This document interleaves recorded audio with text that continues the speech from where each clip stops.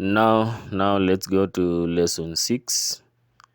On Django, lesson 6 is serving static files, images. We started with the static files, CSS. Let's go to images. Now we open as usual. Our topic here is serving static files.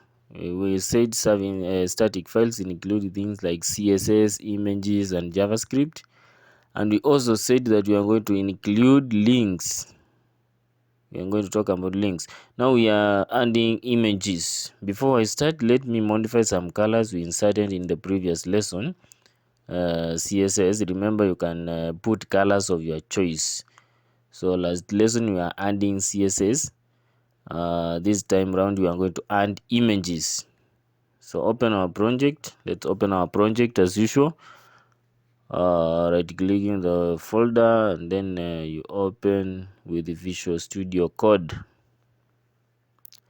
You wait for it to load as usual. We have been increasing a bit by bit, so the project is going to take some time to load. Give it some time to load, and then when it is loading, you can run server. You start debugging, and then development server, so that we can see how our previous website looked like. Remember our previous website, we put some colors there when we were handling CSS. This is the code that we were typing last time. The menu bar, the header, and the footer. So I have said that I am going to modify some colors. I put in green and red, and I'm going to change these colors to some different colors for my own reasons.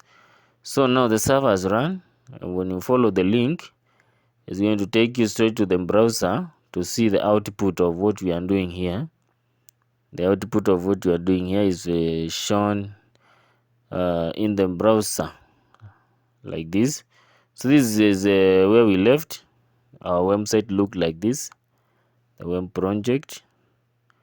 You can see there's some red there, which is not supposed to be there. That navbar is supposed to be green.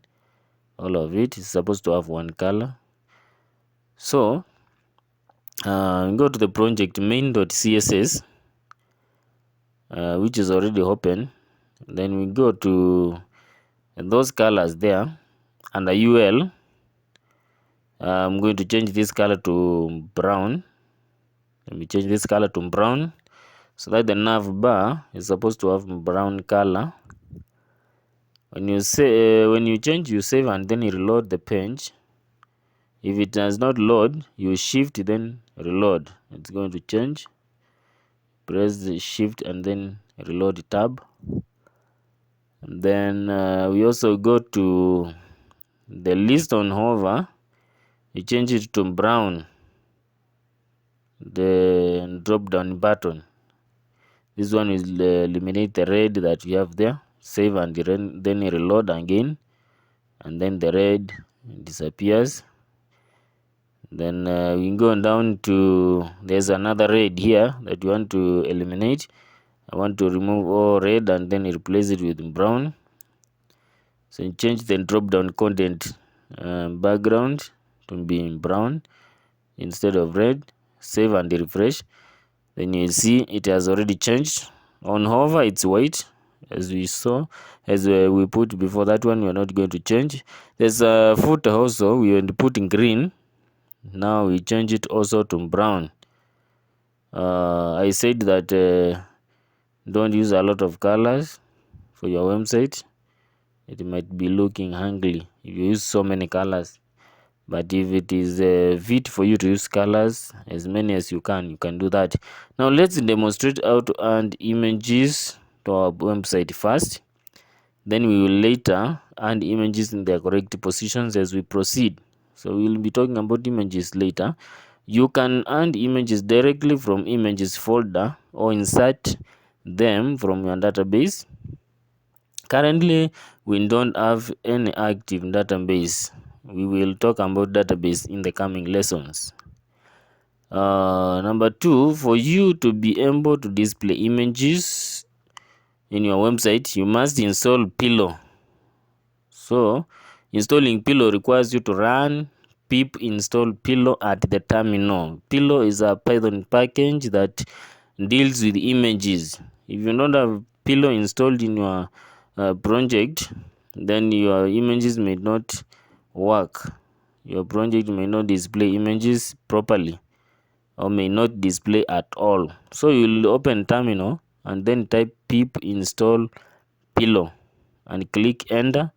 Then you must be connected to the internet because Pillow is going to be installed from online, so it's going to download.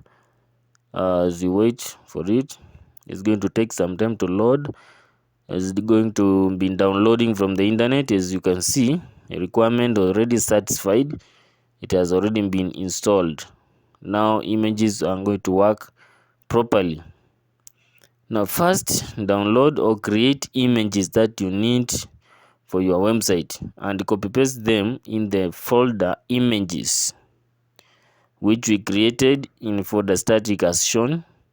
So you can take images by your camera or your phone or whatever, or you download them from online.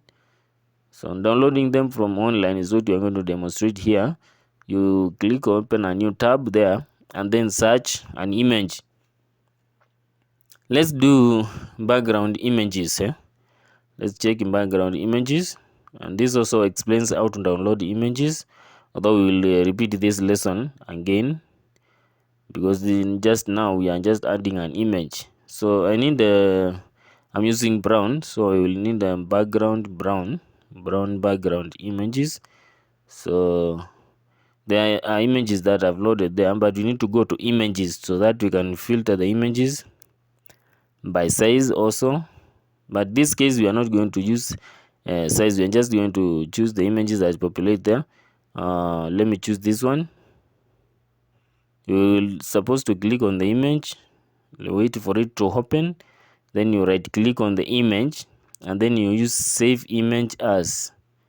This is how you download image from the internet. Save image as, it's going to be saved to downloads in your computer, then you click save. There's no need to change the name of the image at this point, so it's already saved. Now we need to move the image from downloads to images folder in our project. So we shall go to downloads. You can follow that image from the downloads there, or you can go direct to downloads folder in your computer.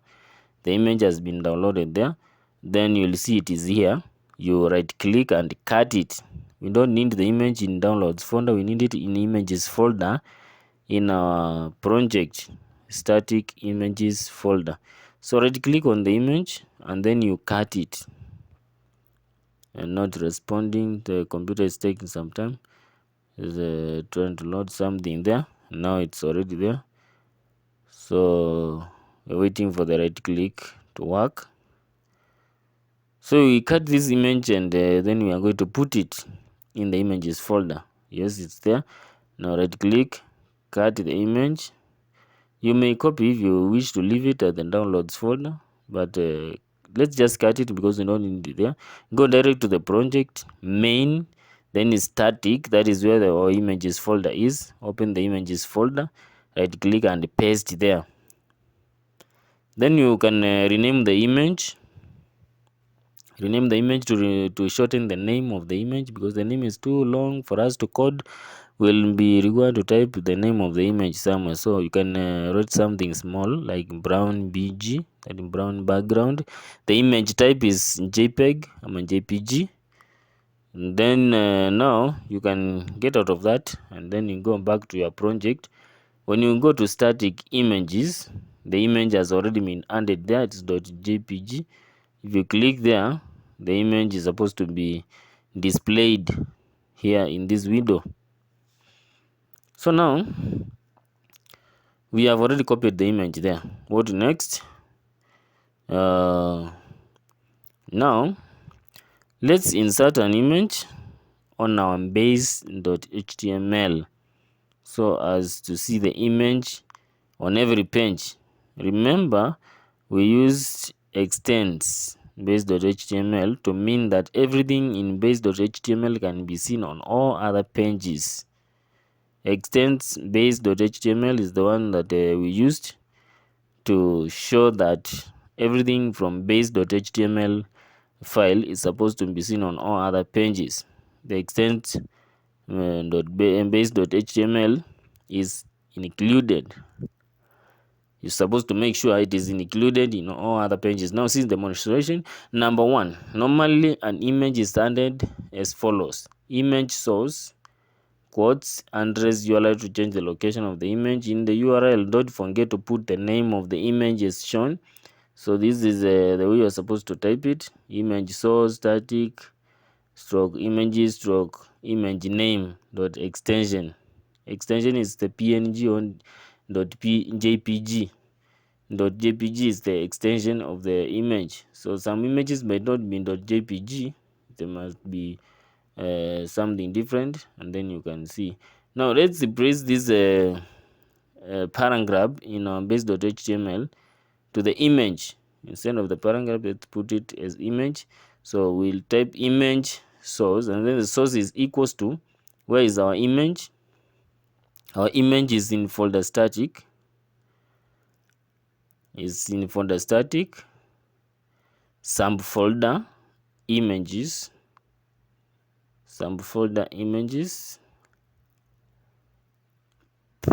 the name of the image is brown bg.jpg. We have said that you have to remember to include the file extension .jpg brown bg. Just type the name correctly the way it is written there, and then